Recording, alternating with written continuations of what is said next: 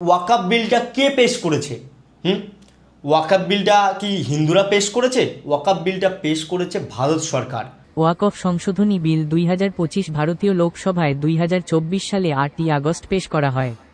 এই বিলে 1923 সালের মুসলমান ওয়াকফ আইন বাতিল এবং 1995 সালের ওয়াকফ আইন সংশোধন করার প্রস্তাব করা হয়েছে। তো ভারত সরকারের সঙ্গে লড়াই করুন, কিন্তু এখানে হিন্দুদের ওপরে কেন অত্যাচার হবে? ঘর বাড়ি সব পুড়িয়ে দিয়েছে, সোনা দানা সব চুরি করে নিয়েছে, সব ঘর বাড়ি ছিনতাই করে নিয়েছে, সব মারধর করেছে। মুর্শিদাবাদে যেটা হলো, যে নৃশংসতা হলো হিন্দুদের সঙ্গে, আমি তীব্র নিন্দা জানাচ্ছি। রানীপুরের জাফরাবাদে পিটিয়ে হত্যা করা হলো বাবা এবং ছেলেকে। বাড়িগুলোতে হানা দেয় যারা গতকাল আন্দোলন করছিল সেই দুষ্কৃতীরা। পিস্তল ধরা আছে, চেনে ধরা আছে আমার মাথার উপরে। আমি তখন কি করি বলেন? আমি তাকে বলতে বাধ্য, আমি আল্লাহ। যদি এখানে ভারতীয় মুসলিমরা যুক্ত থাকে, তাহলে আমি মনে করব তোরা অশিক্ষিত, গণ্ডমূর্খ, গান্ডু, বরাহনন্দ, শান্তির ছেলে। কারণ ওয়াকফ বিলটা হিন্দুরা পেশ করেনি। হিন্দুদের উপরে কেন এরকম নির্মম অত্যাচার হবে? কেন তাদের জীবন নিয়ে নিবি? কেন তাদের ঘর বাড়ি পুড়িয়ে দিবি, দোকান ঘর ভাঙচুর করবি, তাদেরকে এক জায়গা থেকে আরেক জায়গায় যেতে বাধ্য করবি? কেন হবে এটা? হ্যাঁ, কেন হবে? আর আমি এটাও জানি, এই যে ওয়াকফ বিল নিয়ে যারা আন্দোলন করছে, তাদের অর্ধেকেই এই ওয়াকফ সম্বন্ধে কোনো ধ্যান ধারণা নেই, কোনো ধ্যান ধারণা নেই। আমি উচ্চস্বরে বলছি, মানে এদের মধ্যে কোনো ধ্যান ধারণা নেই। শুধু বেরোতে হবে, আন্দোলন করতে হবে, দাঙ্গা বাঁধাতে হবে, ঝামেলা বাঁধাতে হবে, ব্যাস বেরিয়ে পড়লাম।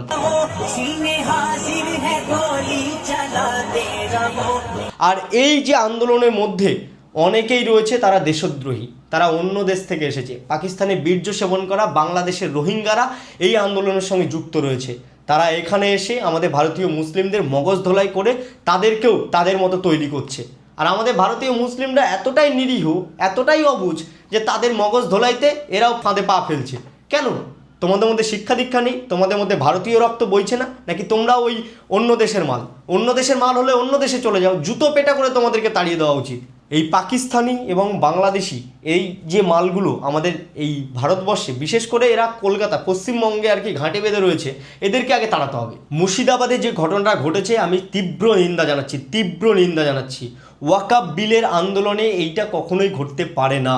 এটা ওয়াকফ বিলের কোনো সংবিধানে লেখা নেই যে ওয়াকফ বিলকে রিজেক্ট করতে গেলে হিন্দুদেরকে আক্রমণ করতে হবে, হিন্দুদের ওপরে শাসন চালাতে হবে, হিন্দুদের ক্ষতি করতে হবে, তাহলে গিয়েই এই ওয়াকফ বিল রিজেক্ট হবে।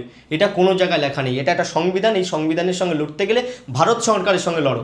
ভারত সরকারের সঙ্গে তোমরা যা পারো তাই করো। তা বলে তোমরা একটা ধর্মের মানুষ আর একটা ধর্মের ওপরে ক্রোধ দেখাবে, রাগ দেখাবে, ক্ষোভ দেখাবে, তাদের জীবন নিয়ে নেবে, এটা কখনোই হতে পারে না। একটা মিষ্টির দোকান ছিল, এই মিষ্টির দোকানটাই এই পরিবারের পেটে ভাত জোগাতো। আজ সেই মিষ্টির দোকানটার অবস্থা দেখলে মনে হবে ধ্বংসস্তূপে দাঁড়িয়ে আছি। এটা তীব্র নিন্দা জানাচ্ছি। এটা পুরোপুরি বিপরীত দিকে, আমি পুরোপুরি বিপরীত দিকে। এবং এই যে উস্কানি লাগাচ্ছে যারা, যে রাজনীতিবিদরা, যে দালাল মিডিয়ারা, তাদেরকেও সমানভাবে এই শাস্তি দেওয়া হোক। কারণ তাদের উস্কানিতে এরা আরও পেয়ে বসছে, এরা আরও বেশি করে করছে, এদের মধ্যে আরও ভেদাভেদ সৃষ্টি হচ্ছে। মুর্শিদাবাদে সংখ্যালঘু ওরা মুসলিমরা, মানে ওখানে মনে হয় 80-20 এরকম, 80 ভাগ মুসলিম এবং 20 ভাগ হিন্দুরা রয়েছে। তো সেখানে দাঁড়িয়ে যদি 80 ভাগ মুসলিমরা এইভাবে যদি চড়াও হয় ওয়াকফ বিল নিয়ে, তো সেখানে হিন্দুরা কোথায় যাবে?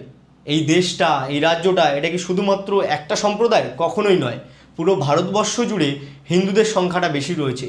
তো কি হয়েছে? তাই বলে কি শুধু হিন্দুরাই এই দেশে বসবাস করবে? একদমই নয়। এটা ধর্মনিরপেক্ষ দেশ। ভারতবর্ষ একটা শান্তিপূর্ণ দেশ। তো সেই শান্তিপূর্ণ দেশে এরকম অশান্ত কাজ কেন হবে? আমার দৃঢ় বিশ্বাস রয়েছে যে এই যে ভারতীয় মুসলিমরা রয়েছে, যাদের মধ্যে এই উগ্রবাদিত্ব তৈরি করছে, দাঙ্গাবাজি মানে বাজের মতো মনোভাবাপন্ন তৈরি করছে, এর সঙ্গে এই বাইরের যে লোকগুলো, যে পাকিস্তানি বীর্য সেবন করা বাংলাদেশি রোহিঙ্গা, এরা যুক্ত রয়েছে।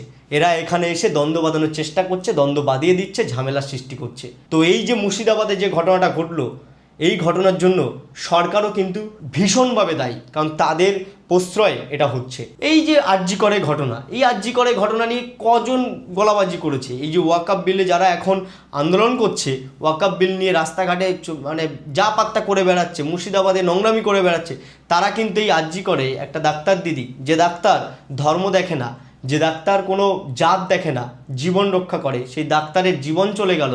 আর জীবন চলে যাওয়াতে তার এগেনস্টে গিয়ে এদেরকে আমি বেরোতে দেখলাম না। কেন? কেন? সেটাও তো একটা আন্দোলন। আমি আবারও বলছি, এই ওয়াকফ বিলটা কোনো হিন্দুর তৈরি করা বিল নয়। এই সংবিধানটা সম্পূর্ণরূপে ভারত সরকারের তৈরি করা। তো ভারত সরকার যদি তৈরি করে থাকে তাহলে সেই ভারত সরকারের সঙ্গে এই ওয়াকফ বিলের যে আন্দোলন সেটা হওয়া উচিত। একজন হিন্দুর উপরে অত্যাচার করে নয়, কয়েকটা হিন্দু বাড়ি পুড়িয়ে নয়, কয়েকটা দোকানঘাট পুড়িয়ে নয়। ওয়াকফ বিলে আন্দোলন করতে হলে শান্তিপূর্ণভাবে, ভালোভাবে, শিক্ষিতভাবে করুন, এইভাবে অশিক্ষিত গান্ডুর মতো করে নয়। আর যারা বাইরের থেকে বরাহনন্দন শান্তির ছেলেগুলো এসে এখানে ঝামেলা বাঁধাচ্ছে, তাদেরকে আপনারাই চিহ্নিত করে করে হয় ঠুকুন, নাহলে তাড়িয়ে দিন। এটা আপনাদের কর্তব্য। না হলে আপনাদের এই সম্প্রদায়, এই ধর্মের অনেক দুর্নাম ছড়াচ্ছে। হিন্দুদের মধ্যে এই মুসলিমদের নিয়ে একটা হিংসা, ক্রোধ, রাগ, ক্ষোভ জন্মাচ্ছে। ঠিক তেমনটাই মুসলিমদের মধ্যে একটা হিন্দুত্ববাদের নিয়ে রাগ, ক্ষোভ জন্মাচ্ছে। কারণ রাজনীতিবিদরা, মিডিয়া দালালরা এই রাগ ক্ষোভটা উগড়ে ফেলছে, উস্কানি দিয়ে দিয়ে তৈরি করছে। তাদের জাস্ট টাকা চাই, ভোট চাই।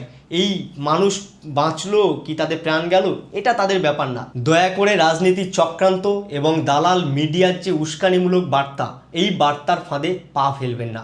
পা ফেললেই এই ধর্ম নিয়ে ভেদাভেদ হবে, রাগ হবে, হিংসা হবে, কাটাকাটি হবে, এই যা পাত্তা হচ্ছে সবই হবে।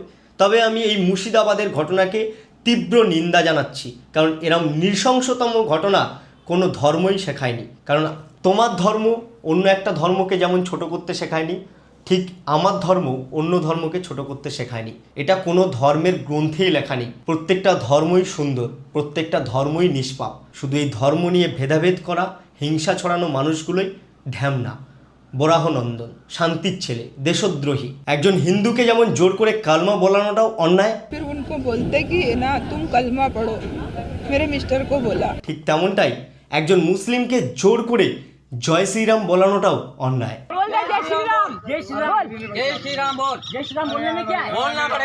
আমি এখন শুধু দেশদ্রোহী বলবো তাদেরকে, যারা এই ধর্ম নিয়ে কাদা ছড়াছড়ি করে এই দেশের ক্ষতি করছে, দেশের মানুষের ক্ষতি করছে, তাদেরকে আমি দেশদ্রোহী বলবো।